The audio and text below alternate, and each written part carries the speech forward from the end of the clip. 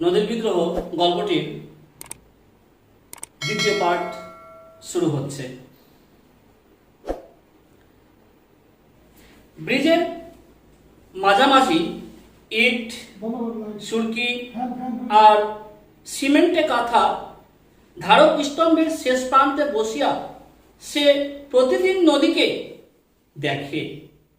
আজও সে সেইখানে গিয়া বসিল। নদীর স্রোত ব্রিজের এই দিকে ধারক স্তম্ভগুলিতে বাধা পাইয়া ফেনীর আবর্ত রচনা করিতেছে। এত উঁচুতে জল উঠিয়া আসিতেছে যে মনে হয় ইচ্ছা করিলে বুঝি হাত বাড়াইয়া স্পর্শ করা যায়। নদের চাঁদের ভারী আমোদ বোধ হইতে লাগিল। পকেট খুঁজিয়া পুরাতন একটি চিঠি বাহির করিয়া সে স্রোতের মধ্যে ছড়িয়া দিল। চোখের পলকে কোথায় যে অদৃশ্য হইয়া গেল চিঠিখানা। উন্মত্ততার জন্যই জলপ্রবাহকে আজ তাহার জীবন্ত মনে হইতেছিল। তার সঙ্গে খেলার চোখ দিয়া চিঠিখানা যেন তাড়াতাড়ি কুড়াইয়া ফেলিয়াছে, তাড়াতাড়ি লুকাইয়া ফেলিয়াছে।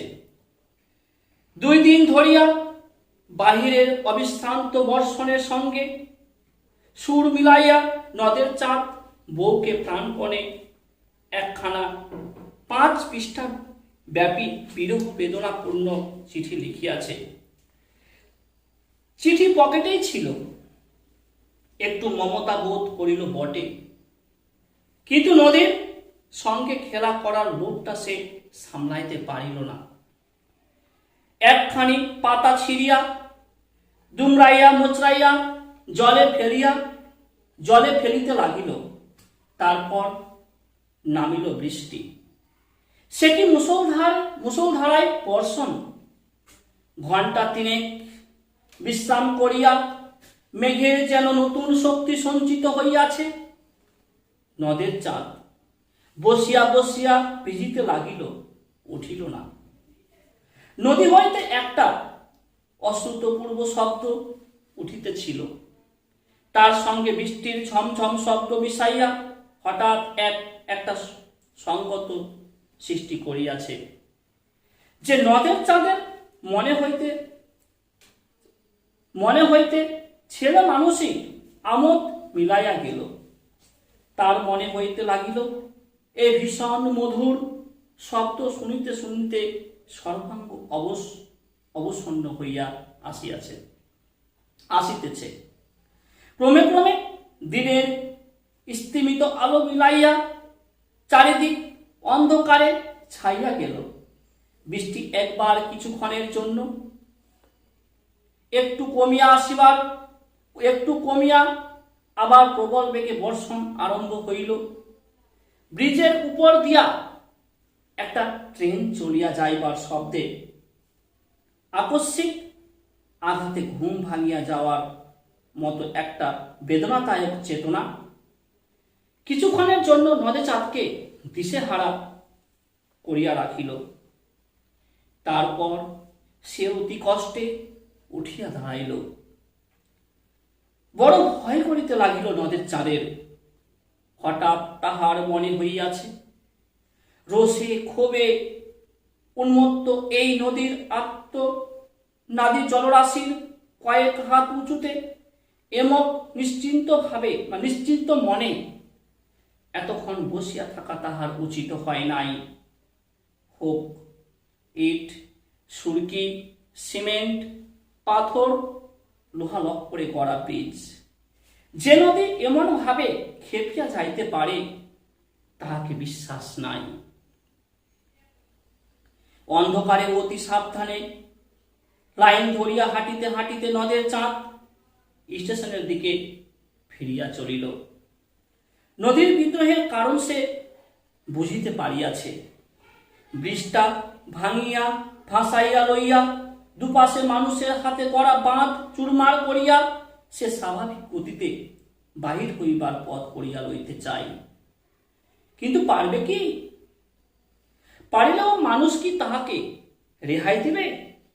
আজ যে ব্রিজ আর বাঁধ ভাঙিয়া ফেলিবে, কাল মানুষ আবার সেই ব্রিজ আর বাঁধ গড়িয়া তুলিবে।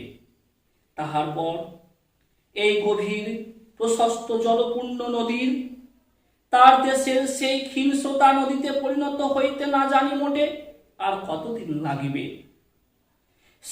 স্টেশনের কাছে নতুন রং করা বৃষ্টির জন্য এতকাল নদের চাঁদ গর্ব অনুভব করিয়াছে। আজ তার মনে হইল কি প্রয়োজন ছিল ব্রিজের? বোধ হয় এই প্রশ্নের জবাব দিবার জন্যই পিছন হইতে 7 নম্বর ডাউন প্যাসেঞ্জার ট্রেনটি নদীর চাঁদকে পিছিয়া দিয়া চলিয়া গেল ছোট্ট একটা স্টেশনের দিকে। নদের চাঁদ 4 বছর সেখানে স্টেশন মাস্টারি করিয়াছে এবং বন্দি নদীকে ভালোবাসিয়াছে।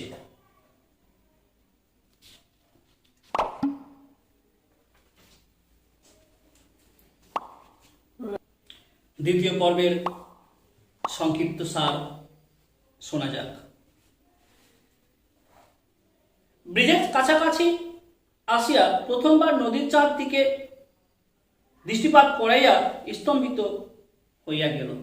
অর্থাৎ ব্রিজের উপরে বসে নদের চাঁদ সেই নদীটির দিকে যখনই দৃষ্টিপাত করেছিল, তার সাথে সাথে সে অনুভব করল 5 দিন ধরে অনবরত বৃষ্টির ফলে নদীর কি চেহারার পরিবর্তন হয়েছে। নদী আজ 5 দিন ধরে বৃষ্টির ফলে পুষ্ট হয়েছে। এই পরিপুষ্ট নদী ক্ষেপে গিয়ে যেন ব্যারিজের গায়ে ধাক্কা দিয়ে অনবরত ফেনিল জলোচ্ছ্বাসের সৃষ্টি করছে। এই নদী যেন ক্ষেপে গিয়েছে। এই নদী এই জলস্রোতের দ্বারা আছড়িয়ে পড়ে নদীটিকে যেন ব্রিজটিকে যেন ভাসিয়ে দিতে চায়। এই নদী ক্ষেপে গিয়ে এই ব্রিজটিকে ভেঙে দিয়ে যেন নিজস্ব একটা গতি সে অব্যাহত রাখতে চায়।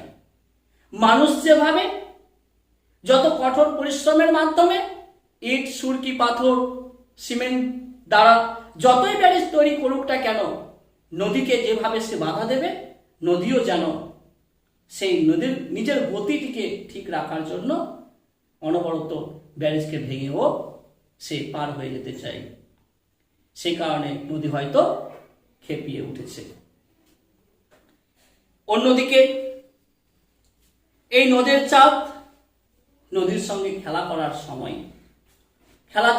ছলে তার পকেটে পুরাতন যে একটি 5 পাতার চিঠি ছিল, সেই চিঠিগুলির একটি একটি করে পাতা দুমড়ে মুচড়ে ফেলে দিয়েছে সেই জলে। নদীও যেন খেলা করার সাথে সাথে সেই পাতাগুলোকে, সেই চিঠির খণ্ড অংশগুলোকে অনায়াসে লুকিয়ে ফেলেছে। এই যে বন্ধুর সঙ্গে খেলা করার ছলে 3 দিন ধরে বৃষ্টিতে বাড়ি থেকে না বেরোতে পেরে নদের চাঁদ তার স্ত্রীকে বিরহ বেদনা দুঃখের লেখা 5 পাতার সেই চিঠিখানাও তার পকেটে ছিল। খেলার লোভ সামলাতে না পেরে এই নদের চাঁদ শেষ পর্যন্ত সেই চিঠির পাতাগুলো একটি একটি করে বন্ধুর সঙ্গে খেলা করার ছলে জলের মধ্যে বিসর্জন দিয়েছে।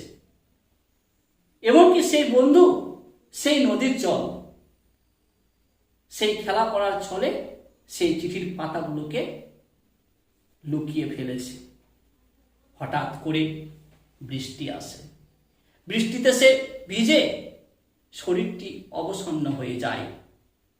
এমনই সময় পাশ দিয়ে ছুটে যায় একটি ট্রেন। এই ট্রেনের শব্দে কিংবা আঘাতে তার ঘুম ভেঙে যায়, তার চেতনা ফিরে আসে। সেই সঙ্গে সঙ্গে চেতনা ফিরে পাওয়ার সাথে সাথে তার মনের মধ্যে জেগে ওঠে একটি সচেতনতা বোধ।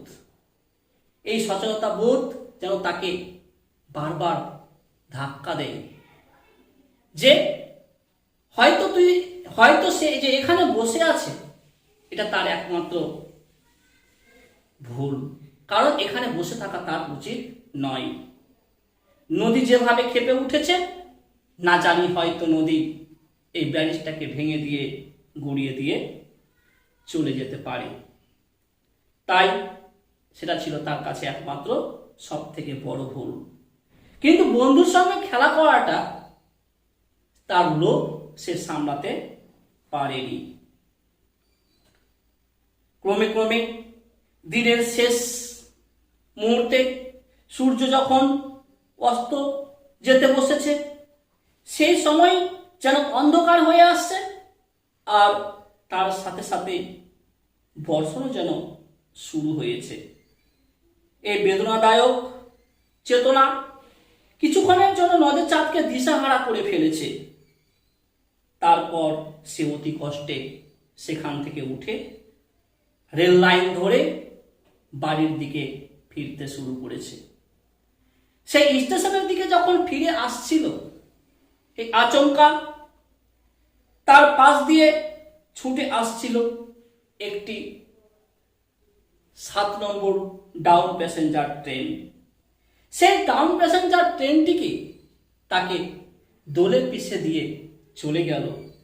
সেই মুহূর্তেই তার 4 বছরের সেই স্টেশন মাস্টারি করা, সেই নদীর সেই বন্ধুত্ব সব কিছু মুহূর্তের মধ্যেই নিঃশেষ হয়ে গেল।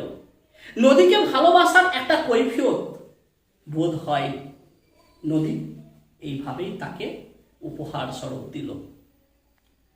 এখানেই গল্পটির সমাপ্ত। লাইক, কমেন্ট এবং শেয়ার অবশ্যই করবে। ভিডিওটি ভালো লাগার সাথে সাথে অবশ্যই লাইক, কমেন্ট, শেয়ার অবশ্যই চাই।